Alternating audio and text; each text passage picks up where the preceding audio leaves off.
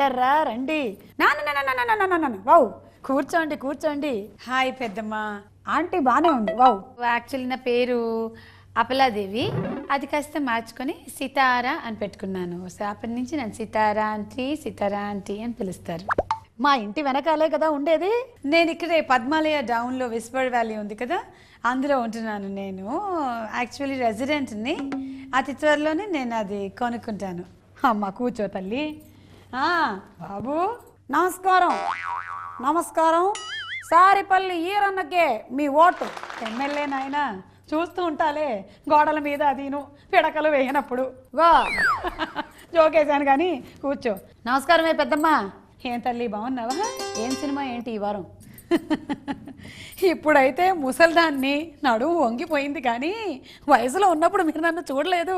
ఒకటే దూకుడు ఎక్కువ. మా నాన్నగారు చెప్పినా పట్టించుకోకుండా మీ పెద్ద నాన్నగారిని లవ్వాడి మరి గోడ దూకేశాను అనుకో. దూకుడు ఎత్తుకుందామా? వావ్, మన కర్మ కాకపోతే young daring and dashing Mahesh Babu సినిమాని ఈ ముసలిది రివ్యూ చేయడం ఏంటి? వావ్, అదండి the one and only Mahesh Babu starrer Dookudu ఈ వారం కథ.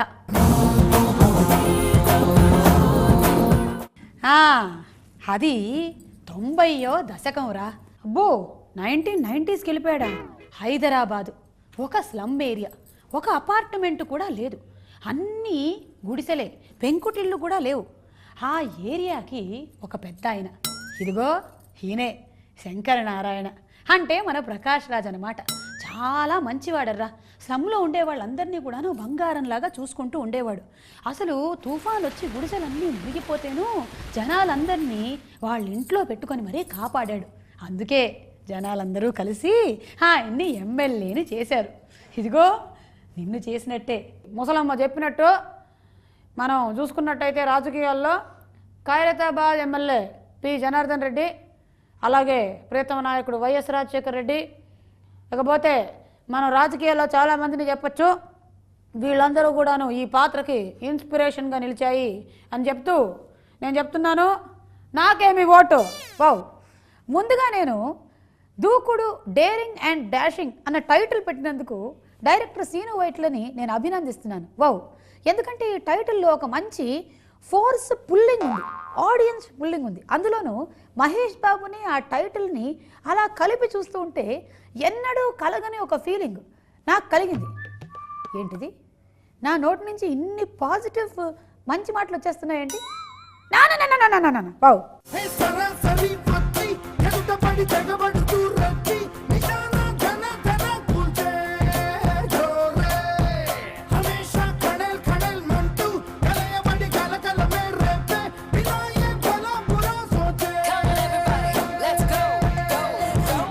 అది ఎన్టీ రామారావు గారి హయాము, అంటే ఎన్టీఆర్ జమానా. లక్ష్మీపార్వతి గారు వచ్చేసారు అప్పటికి. ఓకే, మరి ఆయన పరిపాలనలో ఆయన మన శంకర్ నారాయణ్ని వారి పార్టీలోకి ఆహ్వానిస్తారు. మన శంకర్ నారాయణ ఏమో చాలా సున్నితంగా తిరస్కరించి ఆయనే ఇండిపెండెంట్గా మంది మార్బలంతో బాగానే ఎదుగుతాడు. ప్రకాష్ రాజ్ ఎమ్మెల్యే అయిపోయాడు, వెరీ గుడ్. కానీ రాజకీయాలన్నాక శత్రువులు ఉండకుండా ఉంటారా? ఉంటాడు. ఇదిగో ఇతనే Nayak Kota Srinivasa Rao, so called villain. ఇతని కన్ను పచ్చని చెట్టు మీద పడిందంటే మాడి మసైపోవాల్సిందే. అలాంటిది ఇతని కన్ను మన శంకర్ నారాయణ మీద పడిందర్రా. రాజకీయాలు ఎక్కడ ఉంటాయో పవరు పలుకుబడి అక్కడే ఉంటుంది. పవరు పలుకుబడి ఎక్కడైతే ఉంటుందో డబ్బు ధనము కూడా అక్కడే ఉంటుంది. అవి రెండు ఎక్కడైతే ఉంటాయో ఇట్లాంటి ఇలను సచ్చిన వాళ్ళు అక్కడే కన్నెత్తారు. వేసాడా కన్ను కోట శ్రీనివాసరావు? ఇంకేముంది చెబుతాను, కొట్టండి. ఈ శంకర్ నారాయణకి ఒక్కగానొక్క తమ్ముడు, ఇదిగో రాజీవ్ కనకాలని మనకి బాగా కావాల్సిన వాడులే. వావ్, రాజీవ్ కనకాల తమరికి ఎంత కావాల్సిన వాడో మాకు తెలుసులేండి. అలాగే ఒక్కగానొక్క కొడుకర్రా, అల్లారు ముద్దుగా చూసుకుంటూ ఉంటాడు.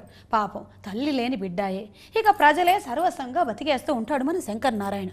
ఈలోగా ఎక్కడి నుంచి వస్తుందో తెలియదు కానీ ఒక రాక్షసి లారీ వచ్చేసి శంకర్ నారాయణ ప్రయాణం చేస్తున్న కార్ని అమాంతంగా గుర్తేసి లోయలో పడేస్తుందర్రా. యాక్సిడెంటా? పోయాడా? ఇక ఒకటే ఆర్తనాదాలు, కంగారును. వావ్, ఫస్ట్ రీల్లోనే ప్రకాష్ రాజ్ని ఒక మాస్ లీడర్గా, ఒక రాజకీయ నాయకుడిగా మనకు ఎస్టాబ్లిష్ చేశాడు. కానీ ఆ పక్క రీల్లోనే అతని ఢమాలని చంపేశాడు. ఏంటిది, ఇంత మంచి ఆర్టిస్ట్ని ఇంత ఫాస్ట్గా చంపేశాడు అని అనుకున్నా, నా లిటిగేషన్ ఉంది చెబుతాను కదా.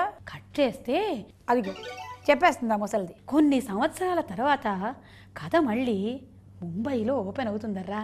ఏంటి పెద్దమ్మా, ఈ మధ్యకాలంలో నేను చూస్తున్నాను సినిమాలన్నీ కొన్నేళ్ల తర్వాత ముంబైలో ఓపెన్ అవుతున్నాయి. పొలిటీషియన్ కాదురా, లీడర్, మాస్ లీడర్. లొక్కేసిపోదామని వచ్చిన నాన్నకి ద్రోహం చేసిన వాడిని ఇవ్వండి వదము. ఒక్కొక్కడికి బల్బులు పగిలిపోవాలి. కట్ చేస్తే ఏముందర్రా, ఐపీఎస్ అజయ్ పోలీస్ ఆఫీసర్. వారిని అప్పడాలా.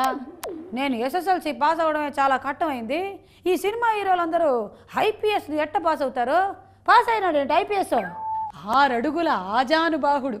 ఈ భూమి మీద ఉండే అతి తక్కువ మంది అందమైన కుర్రాళ్లలో ఇతను ఒకడు. The energetic, the daring and the dashing, the young, the very handsome coming up Mahesh Babu. Mahesh Babu as a police officer అంటే మనకు కొత్త ఏం కాదు, పోకిరిలో మనం చూసాం. అయితే పోలీస్ ఆఫీసర్ అంటే ఆ ఎర్ర బెల్ట్ వేసుకొని, ఆ కాకి చక్కా వేసుకొని, షైనింగ్ బూట్స్తో కనిపిస్తాడు అనుకుంటే పొరపాటు. Latest fashion, up to date, చాలా హ్యాండ్సమ్గా కనిపిస్తాడు. వావ్.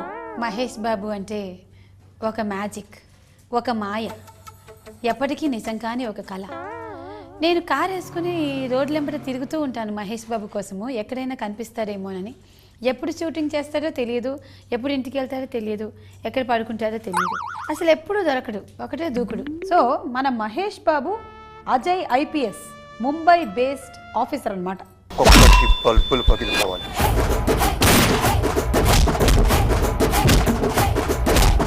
కళ్ళున్నోడు ముందు మాత్రమే చూస్తాడు, దిమాకున్నోడు దునియా మొత్తం చూస్తాడు.